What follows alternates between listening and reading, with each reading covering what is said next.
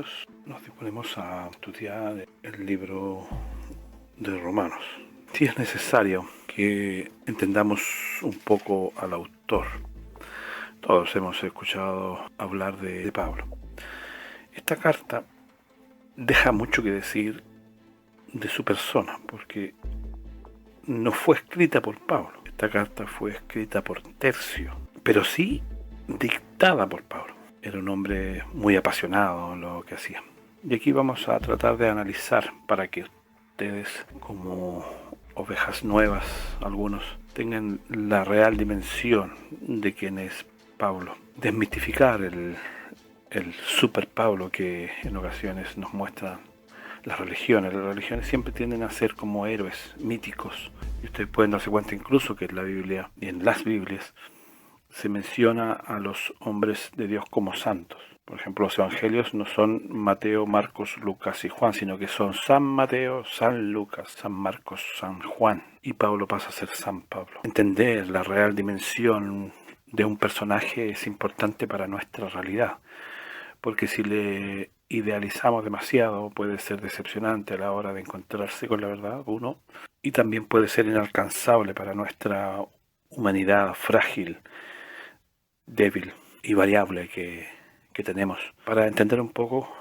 esto, Pablo es de una ciudad llamada Tarso, que estaba bajo el dominio romano. Por lo tanto, como él era hijo de familia judía, circuncidado al 8º día, bajo todas las normas básicas de un judío neto, educado y desarrollado como hombre sólido dentro del movimiento judío, era prácticamente un fanático religioso que imponía el orden dentro de su fe. De hecho, ya vimos que en su afán por querer mantener los dogmas y las formas de su movimiento, estuvo dispuesto a ser testigo y actor de muchas muertes, arrastrando a la cárcel y al sufrimiento a muchas personas. Por iniciativa propia, un entre comillas malo, una persona mala, digamos, porque Pablo antes de Cristo era malísimo,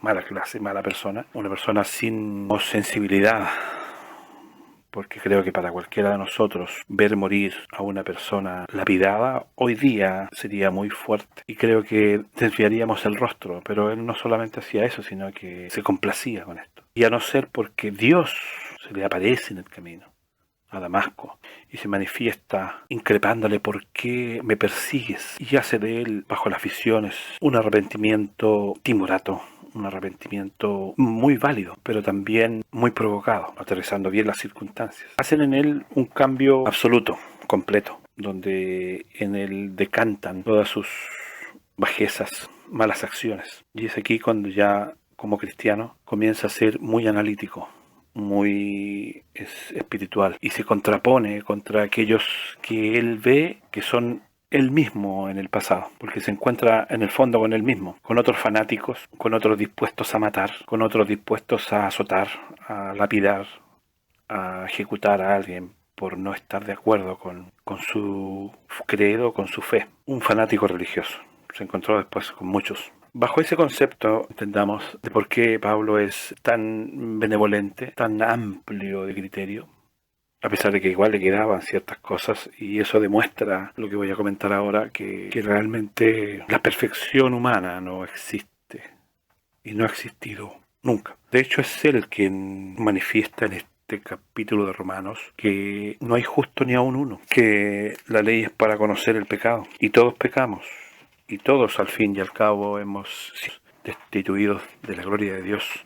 Es un poco duro, parece con él mismo. Dice, como está escrito, no hay justo ni aun uno, no hay quien entienda, no hay quien busque a Dios, todos se desviaron, aún se hicieron inútiles, no hay quien haga lo bueno, ni siquiera uno. Es una autocrítica en el fondo también. Todo hombre de Dios, digno de ser hijo de Dios, se siente humildemente, eso quiero que lo entiendan, se siente humildemente beneficiado por el amor de Dios, por la misericordia de Dios, porque ha aceptado sus pecados, porque ha aceptado sus errores, porque se ha propuesto cambiarlos, porque se ha propuesto enmendarlos.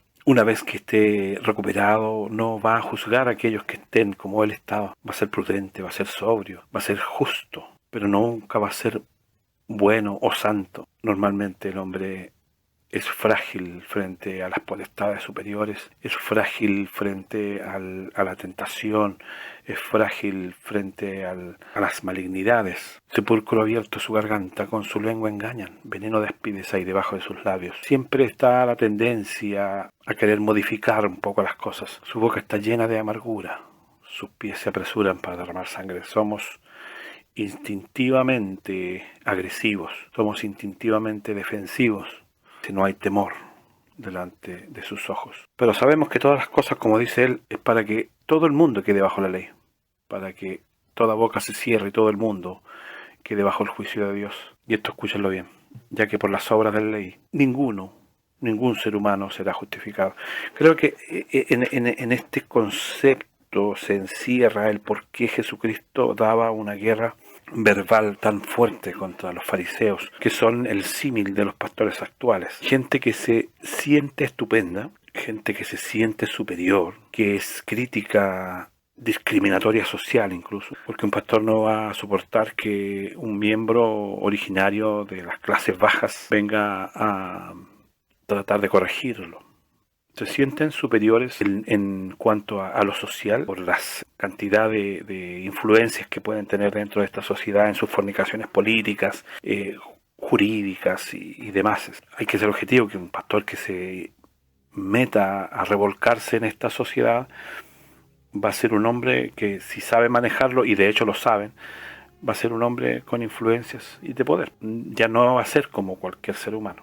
Ya de hecho van a haber ciertos favores hacia él. Y ese es el personaje al cual Jesucristo le hinca su verdadera crítica, ya que el pobre hombre que no ha negociado con que no ha vivido de ella, que no muestra una apariencia de piedad, sino que lisa y llanamente existe, cabeza gacha, aquel que está dolido por sus errores, está dolido que si volviese atrás no cometería los errores que cometió. Obviamente, ese es un hombre de Dios, no perfecto, pero justo, no un superhéroe, pero sí confiable, criterioso, amigable, comprensivo. Él por primera vez pone en discusión el asunto de que los gentiles tienen el derecho también de poder participar en la salvación, que como vimos en el tema anterior, existía todo un conflicto respecto a la aceptación de los gentiles dentro del movimiento, ya que inicialmente Jesús era judío y todo su entorno era judío.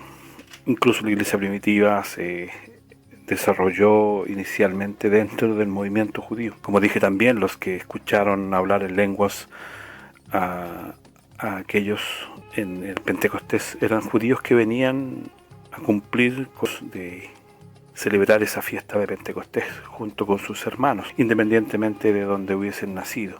Por lo tanto, es él el que pone este punto, dice, porque no es judío el que lo es el exteriormente, ni la circuncisión la que se hace exteriormente en la carne, sino que es judío el que lo es en lo interior, y la circuncisión la del corazón, en espíritu, no en letra. Ahora, es cierto de que los judíos tienen un carácter importante dentro de la salvación y son ellos enemigos entre comillas, pero evidentemente ellos son los linealmente elegidos y por ellos ingresamos nosotros, por su desprecio. Es muy importante que entendamos la actitud de Pablo frente a esa humildad de ser perdonado. Él nos dice, por ejemplo, recordando a David, que habla de la bienaventuranza del hombre a quien Dios atribuye justicia sin obras, diciendo: bienaventurados aquellos cuyas iniquidades son perdonadas y cuyos pecados son cubiertos. Bienaventurado el varón a quien el Señor no inculpa de pecado. Yo quiero que entiendan que una de las cosas más aborrecibles en un cristiano, en un supuesto cristiano, más aún en un pastor, es la soberbia. Es la soberbia de sentirse superior al resto, siendo puesto en un lugar diferente de sus ovejas. Pablo habla de humano a humano, no se endiosa, ni se alaba, ni se ensalza. Él nos recuerda de que los seres humanos estamos bajo dos Adanes, que el pecado entró al mundo por un hombre, y por el pecado la muerte hacia todos los hombres, por cuanto todos pecaron. Pero así también, después con el tiempo, vino el segundo Adán, que logró librarnos. Pues si por la transgresión de uno solo reinó la muerte, mucho más reinarán en vida por uno solo, Jesucristo, los que reciben la abundancia de la gracia y del don de la justicia. Así que por la transgresión de uno vino la condenación a todos los hombres, de la misma manera por la justicia de uno vino a todos los hombres la justificación de vida. Por la desobediencia de un hombre, Adán, ¿no es cierto?, los muchos fueron constituidos pecadores, así también por la obediencia de uno, Jesucristo, los muchos serán constituidos justos. Justos, es que quede claro, justos. Creo que esa es la mejor frase que puede graficar a un cristiano transformado, un cristiano entregado a Dios, un cristiano adorador, un cristiano confiable, un cristiano notable, justo. Justo porque sus decisiones, su visión, su análisis siempre es en justicia, evitando la soberbia, evitando la grandiosidad de algunas personas. Y todo esto es gracias a un concepto que Pablo enaltece, que es gracia. Pues en las otras epístolas futuras veremos cómo se amplía y se amplifica. Porque el pecado no se enseñoreará de vosotros, porque no estáis bajo la ley, sino bajo la gracia. No, por supuesto, quitando el hecho de que la ley siempre va a estar, como un semáforo indicativo. Pero la gracia es la importante. Y si es gracia, ya no es por obras, no olviden eso. Porque de otra manera ya no sería gracia. Dios no tomó en cuenta, por ejemplo, en este caso que estamos hablando, las obras de Pablo. Un hombre que, para cerrar el concepto que venía diciendo de él, es un hombre que aún conserva ciertos caracteres negativos, por ejemplo, como el hecho de que ya veremos más adelante es muy machista. Él dice que la mujer tiene que callarse en la iglesia y mantenerse ahí sentadita nomás. Y que en la casa posiblemente puede hablar. Un humano, eso está claro. Grande en conocimiento, grande en conceptos, grande en experiencia, grande en viajes, en sufrimientos y en muchas otras cosas, pero tiene aún ciertos vicios que debió él mismo ir enfrentando y puliendo con el tiempo. Su desarrollo espiritual 100% no lo vamos a ver en la Escritura, evidentemente. 5, 10, 20 cartas no graficarían nuestra existencia, ni las suyas, ni las mías. Por lo tanto, obviamente solamente podemos vislumbrar detrás de estos escritos su forma, su pensamiento, su justicia, su análisis. Está resaltando la gracia y dice, así también aún en este tiempo ha quedado un remanente escogido por gracia. Y si por gracia, ya no es por obras. De otra manera la gracia ya no es gracia. Y si por obras, ya no es gracia. De otra manera la obra ya no es obra. Se refiere que Dios no va a tomar en cuenta el volumen de pecado. Y esa es una buena noticia para aquellos que se encuentran indignos. Yo pienso que en la medida que más es posible que un cristiano se acerque a nuestro Dios, es que se sienta indigno de ser parte de esto. Y eso es porque Dios no quiere que en su presencia nadie se jacte. Que nadie diga, oh, bueno, perdóname, pero yo fui tan bueno allá que de hecho dejé con la boca abierta a Dios. No, Dios no quiere eso. Dios quiere, como dice Cristo, no he venido a llamar a justos al arrepentimiento, sino a pecadores. Mientras más grotesco pareciese ser el pecador, más es su agradecimiento, mayor es su entrega hacia Dios. Como dice él mismo en una parábola, si un potentado le perdona hoy en día, vamos a traer esa parábola a la época moderna, le perdona a un deudor 1.000.000, va a estar muy agradecido. Pero si después viene uno, está prácticamente pero perdido en este mundo y debe 50 millones, y este personaje le condona su deuda y se la perdona, su agradecimiento por supuesto que va a ser mayor. Y se refiere al pecado. Si algún día ustedes analizaran el fenómeno del pecado, comprenderían de que no es en sí el pecado el que molesta, sino la actitud que entierra el pecado. O sea, ser pecador y irreverente, desafiante, lógicamente que se empeora la situación. Pero ser un pecador y caer de rodillas de vez en cuando y pedir y suplicar por esa lucha interior, obviamente que es distinto, porque Dios sujetó a todos en desobediencia para tener misericordia de todos. Oh profundidad de las riquezas de la sabiduría de la ciencia de Dios, cuán insondables son sus juicios, e inescrutable sus caminos. Claro que sí, porque entender, como dije, el fenómeno del pecado, el fenómeno de la gracia es entender el amor en sí de Dios, porque sabemos que la ley es espiritual. Pablo dice, mas yo soy carnal, vendido al pecado.